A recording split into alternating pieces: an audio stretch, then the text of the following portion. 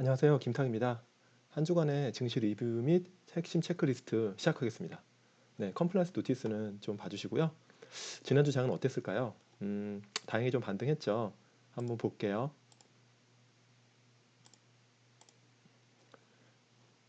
자, 일단 우리가 한 주간의 증시 리뷰를 할 땐 어떠한 섹터나 종목들이 주도했을까? 네, 이런 흐름들을 좀 잘 보셔야 되는데요. 지난주 시장을 보면은 지수가 한 2% 가까이 코스피 기준으로 반등했는데 지금 섬유 의복이 계속 좋습니다. 이게 아마 FNF나 뭐 영업무역, 한세실업 주도주의 자리를 놓치지 않고 있고 지금 기계 섹터가 지금 한 또 8% 가까이 급등했어요. 이거는 이따가 왜 올랐는지 좀 말씀 다시 드릴게요. 원전 관련주들이 올랐거든요. 뭐 K200 중공업도 마찬가지고요. 그다음에 이제 K200 철강이 좀 올랐는데 아마 이제 고려 아연 같은 종목들이 좀 반등을 이끈 것 같아요. 포스코는 실적을 발표했지만 주가는 좀 지지부진합니다. 헝다 이슈에 따른 부동산 리스크, 철강 수요의 한 40%가 건설 쪽이에요. 아무래도 이 헝다 이슈가 리먼 브로더스 같은 타장은 절대 아니겠지만 기본적으로 철강 수요에 대해서 약간 우려를 낳을 수밖에 없는 그런 이슈입니다. 그리고 이제 에너지 화학이 좀 반등했고요. 네. 그 다음에 이제 반도체 관련주들 좀 올랐고 너무 많이 빠진 거죠. 빠져서 기술적 반등이었다라는 생각이 들고 건설주 전반적으로 산업재도 많이 오르고 증권도 오르고 한마디로 지난주 장은 너무 힘든 장에서 한번 리바운딩을 한번 제대로 했다라고 보여져요. 그래서 지난주 장에 과연 어떤 의미를 부여해야 될지는 좀 고민이 필요하지만 일단 시장이 최악의 상황에서 한번 반등을 했다라는 그런 의미고요. 코스피가 한 2% 정도 올랐고 안 좋았던 거는 아무래도 그동안 방어주들이 좀 안 좋았겠죠. 그래서 통신주가 좀 안 좋았고 좀 그랬습니다. 네. 그래서 지난 주장은 전형적인 반등장이었다라는 그런 컨셉. 그리고 이제 주도주로서 섬유유복이 좀 계속 유지했고 원전 관련주가 올랐고 철강 안에서는 뭐 고려아연 같은 종목들이 좀 반등했고 뭐 그랬습니다. 네, 안 좋았던 거는 통신, 보험, 그동안 좀 선방했던 전기, 가스, 유틸리티 관련 종목들이 조금 지난주는 좀 부진했다. 네, 이렇게 좀 볼 수 있고요. 코스닥을 보면요. 코스닥도 세게 반등했죠. 지수가 4% 반등하고 IT 부품, 뭐 테크 관련 종목들이 많이 여기에 포진돼 있죠. 소위 말하는 소부장 종목들, IT 하드웨어 마찬가지고 이런 종목들이 많이 올랐고 소프트웨어도 괜찮았고 전반적으로 굉장히 코스닥은 강하게 우리 개인분들이 많이 갖고 계신 코스닥 디지털 콘텐츠 같은 게임도 많이 오르고 지난주 장만 지속된다 그러면 주식 정말 할만하죠.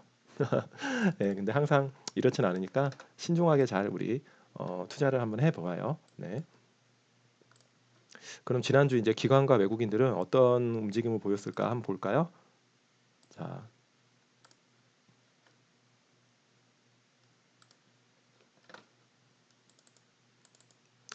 지난주 기관들은 전기전자를 많이 샀네요. 확실히 이제 관련 테크 관련 종목들이 많이 빠지다 보니까 많이 이쪽으로 좀 저가 매수가 들어온 것 같고, 기계, 요게 과연 원전 관련주인 것 같습니다. 이쪽으로 좀 많이 들어왔고, 섬유유복 계속 사고, 외국인들은 여전히 좀 전기전자, 삼성전자 중심으로 좀 매도를 계속 했고요. 운수 창고로 좀 지난주에 팔았는데 이게 아마 항공주들에 대한 차익 실현이 나왔던 것 같습니다. 그리고 통신주들 많이 줄였고요. 운수 장비도 팔았죠. 이게 자동차인데 자동차가 사실 좀 먼저 반등했잖아요. 시장이 좀 어려울 때도 그러면서 좀 차익 실현이 나왔다라는 생각이 좀 들고요. 그리고 이제 외국인들은 좀 금융주들을 좀 샀고 서비스 요게 이제 서비스가 이제 네이버 카카오 같은 종목들이 들어가 있습니다. 화학 LG화학을 좀 산 것 같고요. 네, 기계 원전 관련주는 외국인 기관이 공이 같이 샀네요. 네, 이런 식으로 외국인들은 좀 움직였다. 지난주 보니까 미국 증시가 괜찮았어요. 미국 증시 잠깐 한번 볼까요? 네, 잘 나오죠. 네, 지금 나스닥을 보면요, 미국 증시 아마존, 아마존 세게 반등했습니다. 아마존 1중 차트 한번 볼까요?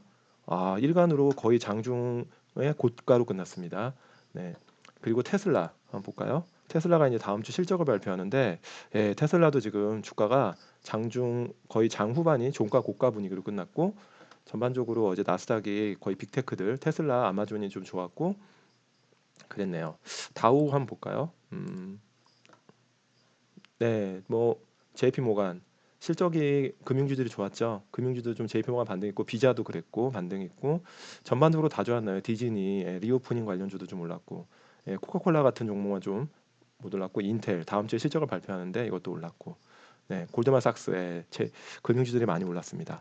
지난주 미국 시장은 소매 판매가 제가 지난주 증시 리뷰할 때 소매 판매 말씀을 좀 빼먹었는데 사실 저는 소매 판매에 대한 기대가 없었습니다 개인적으로.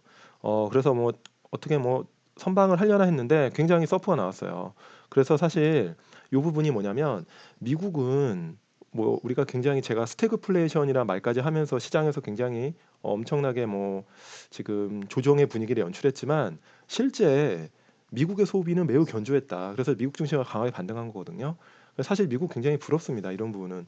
그러니까 미국이 일단 나라가 갖고 있는 특징이 뭐냐면 그렇게 뭐 증시가 많이 오르고 멀티플이 부담스럽고 해도 소비가 이렇게 나와주면 한 번에 게임 끝나는 거예요. 그래서 어제 미국 증시 보면 굉장히 강한 소비를 보여주면서 소매 판매에 대한 어떤 그런 기대감으로 반등했다. 물론 인플레이션 우려는 여전합니다. 하지만 스태그플레이션은 뭐죠? 인플레이션 상황에서 경기가 둔화되는 건데 이렇게 강하게 소비를 하고 이렇게 강하게 미국 사람들이 굉장히 강하게 돈을 받은 만큼 쓰니까 경기는 돌아가는 거죠. 그런 면에서 어제 장이 반등했다. 네, 이렇게 좀 보시면 될 것 같아요. 이 마이크에 잡음이 있으면 안 되는 좀 걱정이 되네요. 네, 지금 집에다 제가 마이크 핀을 좀 두고 와가지고 자, 자 이제 지표를 좀 봅시다. 지표를 좀 볼게요. 음, 다음 주에는 어떤 지표를 볼까? 다음 주도 좀 중요한 지표들이 많습니다, 여러분들. 자, 다음 주는 아이고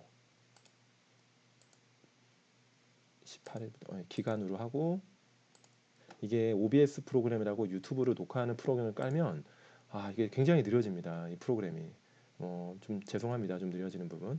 네, 자 20일부터 아이고 이거 9월이 됐네요. 죄송합니다.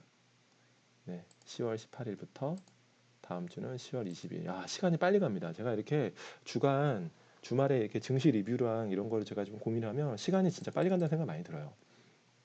네, 다음 주에 좀 눈여겨볼 지표들은요 이겁니다. 전미주택건설협회 NAHB라는 주택 관련 지표인데요. 76인데 계속 70대 중반을 유지하고 있어요. 그래서 큰 이변 없으면 이 정도 유지가 되고 있다. 부동산이라는 게 또 너무 올라가면 인플레이션 오르지만 갑자기 꺼지면 경기 둔화가 되기 때문에 좀 걱정을 하니까 이 정도는 큰 문제가 없다. 요가 중요한 지표지만 큰 이슈는 없을 것 같다는 생각이 들고요. 그 다음에 이제 중요한 게 중국에서도 나와요. 이제 그 중국 지표를 제가 요즘 중요하다고 자꾸 말씀드리는 이유가 중국이 지금 되게 애매한 상황인 것 같아요. 개인적으로는. 네, 지금 뭐 물가도 많이 오르고 PPI가 올라가는데 좀 소비는 좀 둔화되는 느낌이고, 사실은 이게 약간 어떻게 봐야 될지 좀 저 굉장히 헷갈리고 좀 생각을 정리를 많이 하고 있습니다. 지금 18일 날 보면 이제 내일이죠. 중국의 소매 판매가 나오는데 이게 한 3%대 중반인데 사실은 이게 코로나 이전 19년도보다 안 좋은 수치예요. 그래서 중국은 사실 코로나의 영향을 굉장히 빨리 벗어났다고 우리가 생각하고 있죠. 근데 소비가 별로 안 좋습니다. 이런 부분이 좀 걱정이고 일단 산업 생산이랑 고정자산 투자는 산업 생산은 뭐 이 정도 수치면 나쁘지 않아요. 나와주면. 근데 이제 고정자산 투자가 7.9. 지금 헝다 이슈치고는 나쁘지 않은 숫자지만 글쎄요. 네, 만족스러운 숫자는 아닌 것 같습니다. 그래도 최근에 어떤 그 물가가 오르고 PPI에 대한 부담이 있고 전략나는 치고는 나름 나쁘지 않은 컨센서스입니다. 이걸 잘 지키는지 좀 봐야 될 것 같고요. 중국 GDP 잘 보셔야 되고요. 네, 3분기 지금 5점인데 전기 대비 보면 0.5% 올라가는 거. 좀 사실은 좀 아쉬운 숫자지만 이 정도만 나와주면 시장에 큰 충격은 안 될 것 같습니다.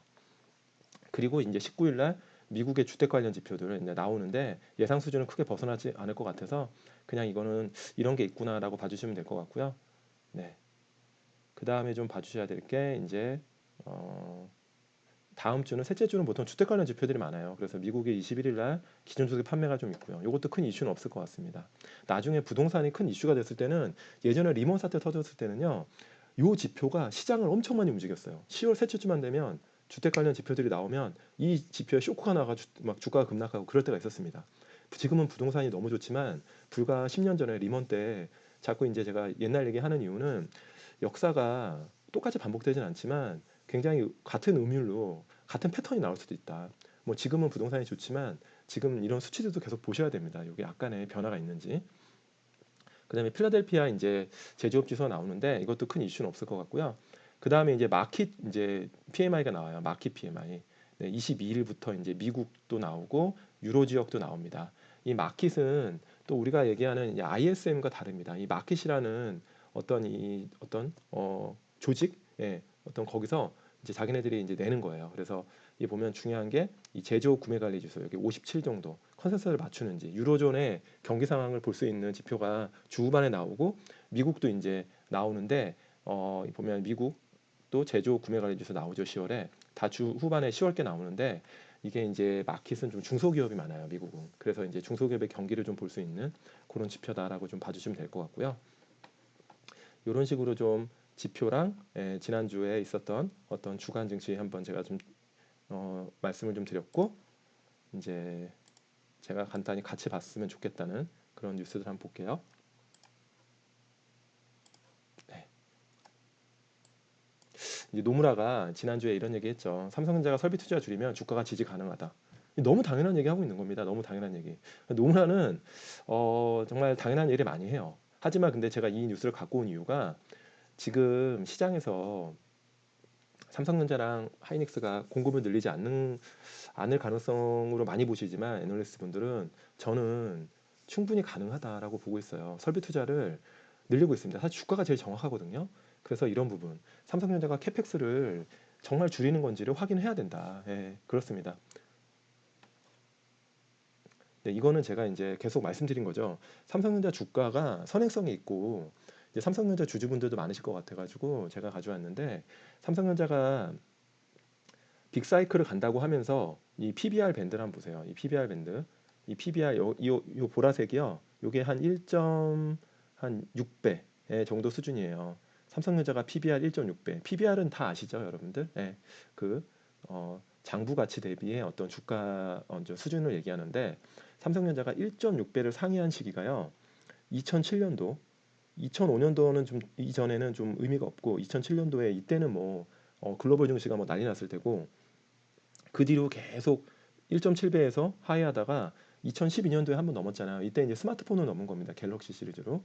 그리고서 이제 계속 이제 엄청나게 뭐 1.1배까지 주가가 내려가다가 조정받다가 2017년도에 이제 뭐 빅사이클 얘기 한번 나왔죠. 이때 한번 상회하고 그 뒤로 다시 미중 무역 분쟁 아니었네 사이클 이거 아니네 막 그러면서 미중 무역 분쟁이 터지고 1.1배까지 빠지다가 다시 꾸역꾸역 반등하고 좀 경기도 살아나고 미중이 다 조금 더 화해한 무드고 가면서 갑자기 이제 2019년도 하반기부터 다시 빅사이클 왔다고 올라가다가 코로나 터지면서 수요가 저는 많이 땡겨졌다고 보거든요. IT 관련해서 노트북이랑 PC가 그러면서 이제 2배 가까이 갔다가 제가 이제 9만 원인데 이게 연초에 이때 이제 저도 삼성전자를 엄청 고민했죠.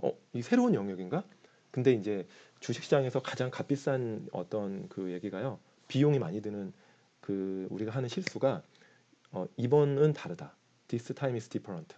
예, 별로 다르지 않았죠. 결국에는 지금 다시 이제 빠지기 시작하면서 조정을 받기 시작했는데 이제 지금 한 1.6배까지 왔잖아요. 그래서 저는 이때는 계속 제가 삼성전자, 하이닉스 좀 조심해야 된다. 예, 이런 말씀 많이 드렸고 방송에서도.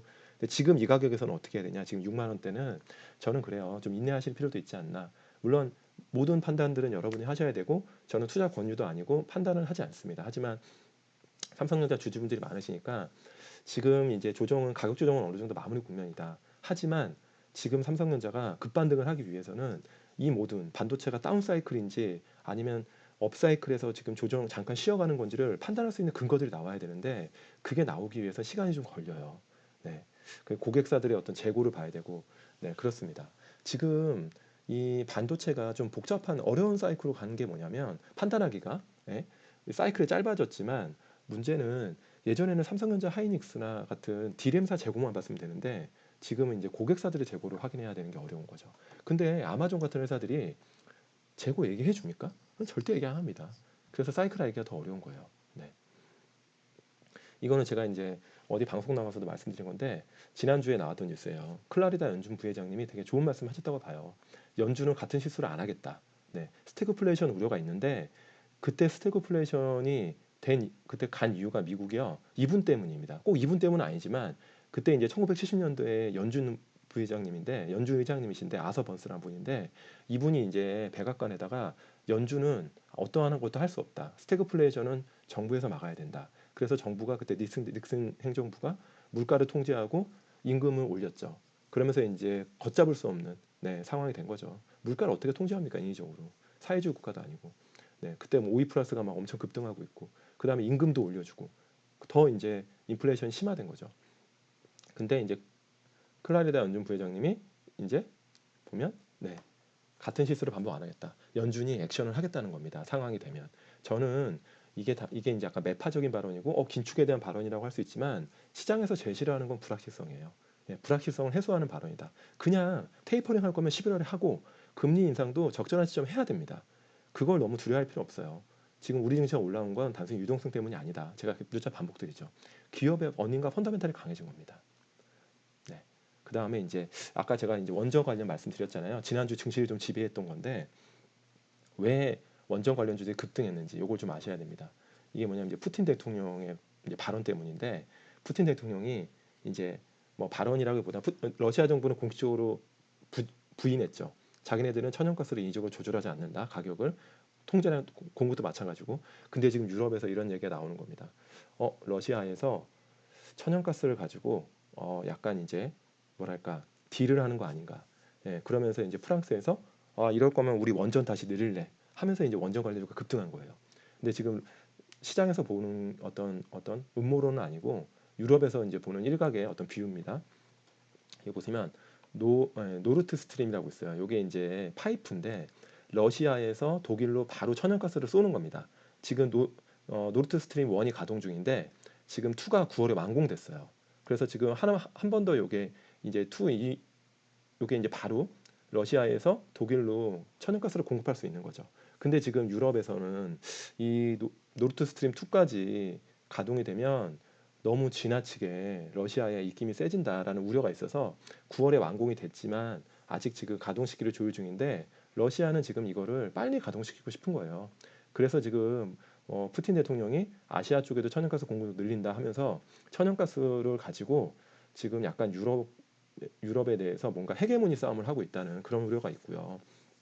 지금 천연가스 가격이 유럽 기준으로 250%가 급등했는데 올해 지금 유럽은 지금 굉장히 난처한 상황이죠. 러시아한테 한 40% 정도로 공급받고 있거든요.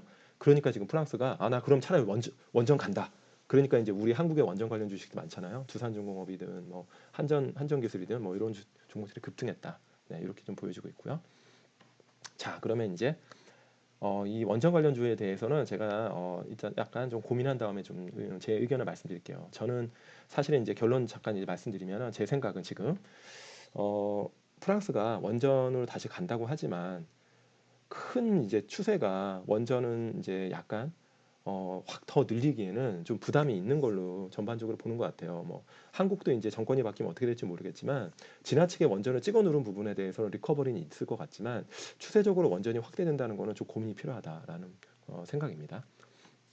이제 지난주 이제 실적 시즌이니까 주요 기업들 말씀드리면 21일 날 드디어 네이버가 실적 발표하는데 네이버의 실적은요. 이커머스 매출이 어떻게 늘고 클라우드가 어떤지를 잘 체크하시면 좋을 것 같고요. 그 다음에 이제 미국 기업도 20날 이제 넷플릭스가 실적 발표하고요. 21일 날 이제 테슬라가 이제 실적 발표하고 22일 날 인텔도 발표하고 그 외에 이제 많은 기업들이 발표하는데 이런 기업들 정도로 눈여겨 봐주시면 좋겠다라는 생각입니다. 네. 이번 주는 뭐 라이브도 있고 해서 간단하게 주간 증시 리뷰랑 그다음에 다음 주에 좀 눈여겨볼 체크리스트 말씀드렸습니다. 네, 시청해주셔서 감사합니다.